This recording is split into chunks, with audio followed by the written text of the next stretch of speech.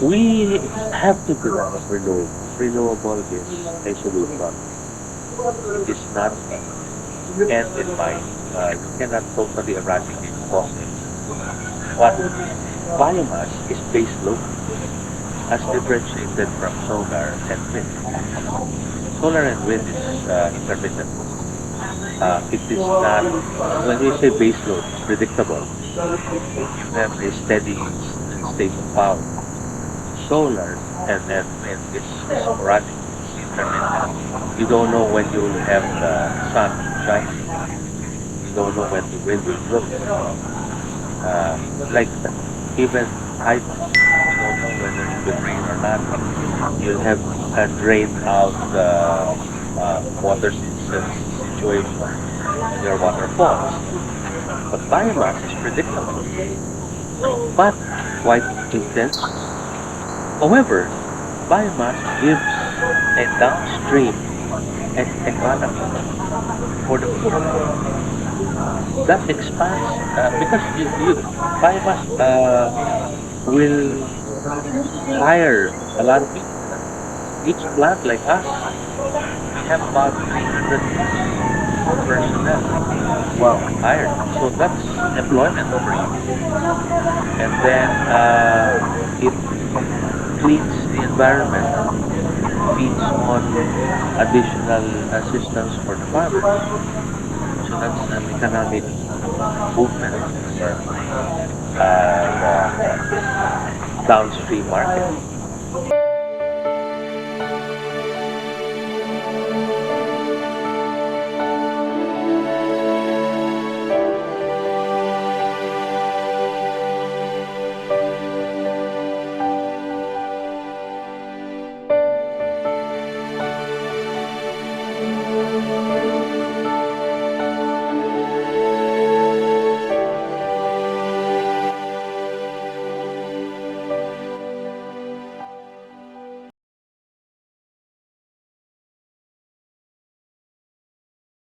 Good day. Welcome to the Leader's Edge. And today we're on season 13, episode 5. My unique guest today is Don Mario Diaz. Don, could you please share with our viewers a little bit of your background, who you are? Okay.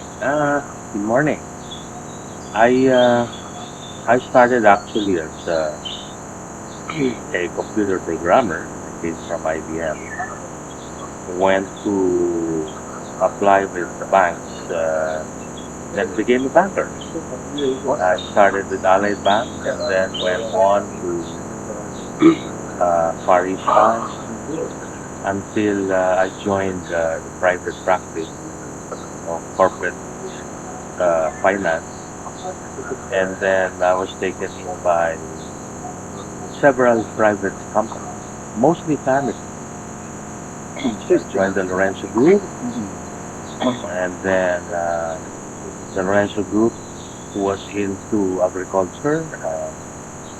I think that was the base of how I started my career. Uh, and then we bought several entities like Pepsi Cola. Oh, So I was entrusted by the family to handle several departments in Pepsi Cola. And then I moved on. I had a varied array of experience. Then went into pre-need insurance. Then uh, I was also in finance at the side until we with some friends built the Enchanted Kingdom, which is the awesome. first theme park in Yeah. the country. And then moved on. Uh, I, I joined several entities until I became a consultant, until I was engaged by a family that went into renewable energy. Oh, So that's where I am right now for 17 years. is that Solar Philippines? No, that's Bronzeoak, Philippines. So Good. Bronzeoak, Philippines was an ownership that was built from a son of a former sugar. Uh, he's been in sugar for some time, but based in San Carlos, Negros Occidental. So they're homegrown. The father used to be director of SRA, and then the son who built this renewable energy tie-up went into developing renewable energy projects. It started with biomass, and because there was a government program related to solar, we decided to go into solar first, simply because it's easier to build. It takes only about a year to set up a solar farm.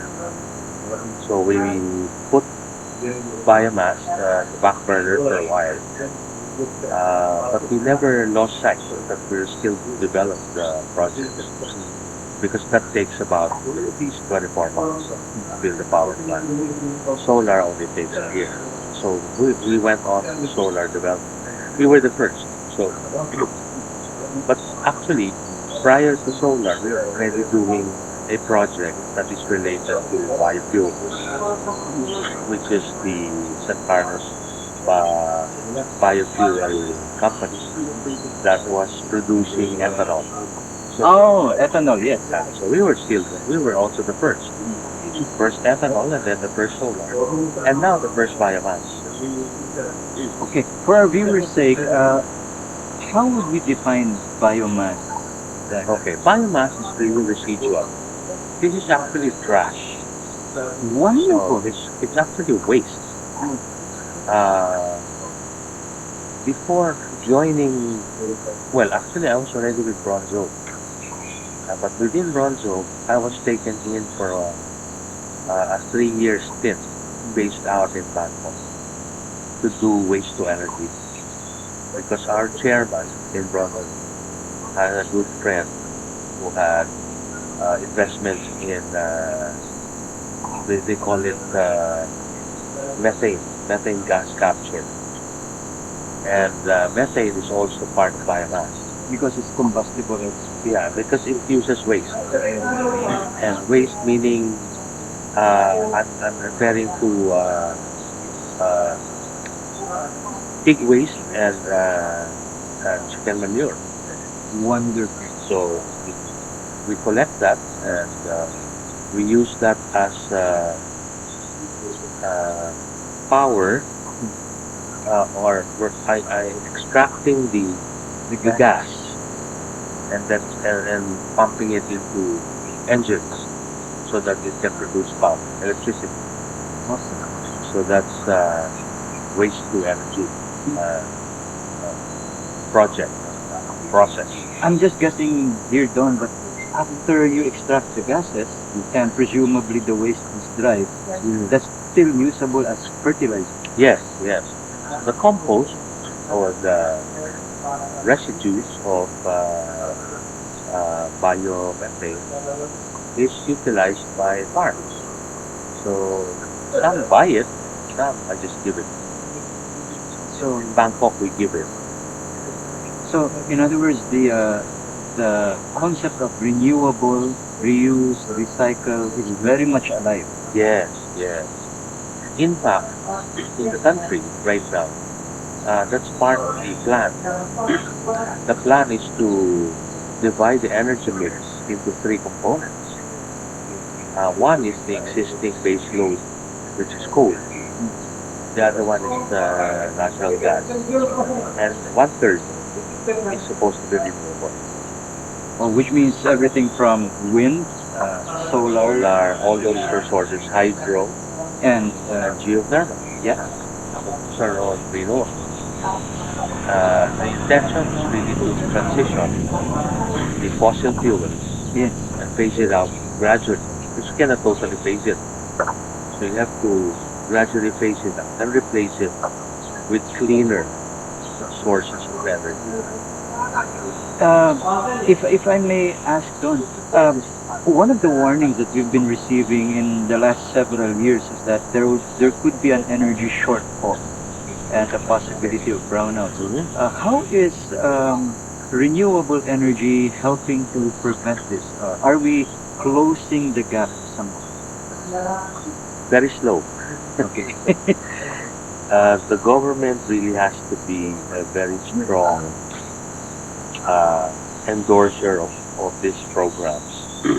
They have to initiate the push, and policies will have to. We already have the laws. You just have to amend them, strengthen them, like the PIRA and all those biofuels and renewable energy laws that have been enacted, but it needs more push. Uh, if done so, then we'll be able to expand the concept of renewables and help the government sustain a better energy mix. Mm. Right now, we are lacking in supply. So the brownout will continue. The imminent brownouts, they say it's already yellow alert, meaning there's not enough reserves to sustain demand. It's true. In fact, I don't want to cause any panic here. For a time or sporadically, we are in the red. It's Oh, already on red alert. Simply because, a simple equation, if you have a GDP, a growth rate of over 6%, and if that's sustained, and it has been happening for the last 3 to 4 years, mm. every year of the over 6% GDP, you need to produce about 500 to 600 megawatts Additional. additional every year. That's like one new coal-fired plant. Exactly, exactly. But the previous administration, sad to say, are not prepared for this. Uh, they were building on other concepts. I don't know, but I had been concentrated in renewables, and we felt that renewable was an, a system and a process and an objective that will at least sustain the growth and the need for coping with the demand. So we're not there, and we continue to have this brownout, and until we'll be able to discover more natural gas because Malambaya is already dying Oh, on its resource up to next year. Big that maybe 2025 will still have some gas that we can still extract, but based on studies, it's already a dwindling exercise. We have to explore more areas. and in some of those areas where we might have reserves are being claimed by another. There is there's a swap Yeah. in the area in the China Sea. Yes, I So understand. a lot of countries are encroaching. We never had a strong foothold early on. But anyway, the law states that we still own them, territorial limits, but we're fighting for it. So right now there is a race between the energy need Mhm. and the energy supply. Correct. So would you describe it as stalemate or we're still catching? We're still catching up. Uh, Renewable is still infantile, and it has never been an adult yet. Even though the era has been there for 18, 19 years already, it should have reached its growth. It should have passed already adolescence. It's still a baby. So we're now growing solar, we're growing wind. Biomass is just a bare scratch of the market. So in terms of the pie, it's barely a line Yes, in the pie. by 2035, the idea, or 2040, the idea is to have renewables up to 30 to 35% of the energy mix, Which is ideal. which is the ideal scenario. Right now, it has gone down. Uh, Renewable now is on the average, I think 24%. Right. In terms of capitalization, is biomass something that is capital intensive or Very, very? very. Because all the other resources are God given. Yep. Biomass, you need to have a logistics to be able to capture your fuel. Yeah. And logistics like what we're doing now, we are capturing sugarcane plant. We are actually developing or helping farmers instead of burning. We're gathering all the sugarcane that is left on the ground, which they normally burn, and then we even buy it and pay an amount per ton for the farmer. Is an additional. Now, that mechanism will entail a lot of tractors, a lot of wagons, and a lot of implements, agricultural implements, to be able to get that trash, which you will convert as fuel, and use that for the boilers in the plant Yes. to churn out electricity. To And keep that's the turbine. capital intensive. That's practically one third of your total project cost already. Wow. Okay, so So, if you could give our viewers an appeal, especially to the businessmen who are listening to us, yeah, what would it be? we have to develop renewable is a solution. It is not the end in mind. You cannot totally eradicate fossil. But biomass is base load, as differentiated from solar and wind. Solar and wind is intermittent. It is not, when we say base load, it's predictable. You have a steady state of power. Solar and wind is sporadic, it's intermittent. You don't know when you will have the sun shining. You don't know when the wind will blow. Like even hydro, you don't know whether it will rain or not. You'll have a drained out water situation when your water falls. But biomass is predictable, but quite intense. However, biomass gives a downstream economy for the people that expands because biomass will hire a lot of people.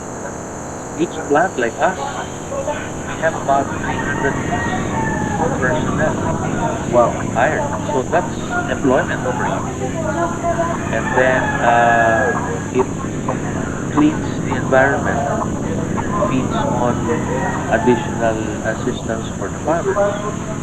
So that's an economic movement for the downstream market. And if only investors will come in, our investors are from Europe, simply because they wanted to assist in poverty alleviation and capacity building, both for technology and for management and social being of people. So it's really for the greater mass. Solar, you just need what, 5, 7 people in each plant. Plus, we need 300 more. You just imagine the magnitude of that will spur growth in the countryside. So, Don, if entrepreneurs or businessmen with capital to Ben, I'd like to reach you and get in Yes, touch. yes. How would they find you? We have a website, Biopower or Thomas Lloyd. Thomas Lloyd is our Swiss-German partner. Actually, they now own 100% simply because the law has provided them to own 100%. So they can now go into different kinds of energy projects. We are further developing more than just solar or biomasses. In Negros, are we are going into the other countryside islands, hoping that we can further develop still renewable solar. So they can contact us. They can see the website, Thomas Coyle or Biopower Group, and search for us. I can be contacted also. I can leave my number, maybe to your group. Yeah, okay. Or are you on LinkedIn? Yes, Facebook? I am. I am in LinkedIn. They can contact me. Yeah, there are a lot of inquiries already. Actually, the inquiries are hiring me Wow. rather than investing in the companies. But I don't own. I'm just a consultant for the group. And so, ladies and gentlemen, you just heard it from Don. The future may look a little bit dire, but it's not hopeless.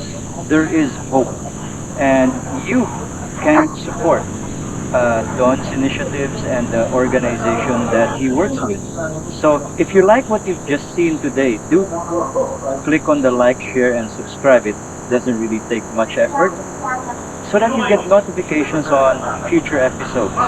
And as ever, please remember, like Don and I, we believe that learning is a never ending journey with limitless vistas. Good day. Thank you, Don. Thank you, Deep.